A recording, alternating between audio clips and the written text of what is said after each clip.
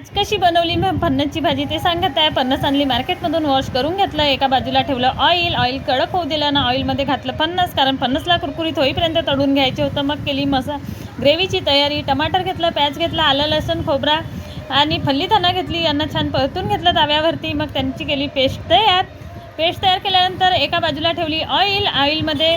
Oil झालं कडक, ऑइलमध्ये paste घालून घेतली, कारण पेस्टला छान कलर आल्याशिवाय आपण मसाले काही घालणार नाही. बघा किती छान असं पेस्टला कलर आलेला आहे.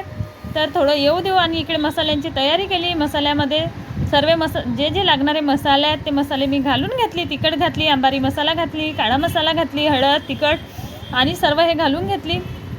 त्याच्यानंतर इकडे कढीची तयारी केली. तोपर्यंत बघा ग्रेव्हीला मस्त कलर आलेला आहे, छान ग्रेव्ही खूप छान दिसत आहे. मग फणस बघितली, फणस तर खूप छान असा कुरकुरीत झालेला होता.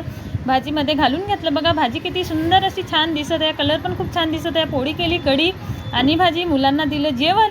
मुलांना फणसची भाजी तर आवडते. सांगा बेटा कशी झाली फणसची भाजी.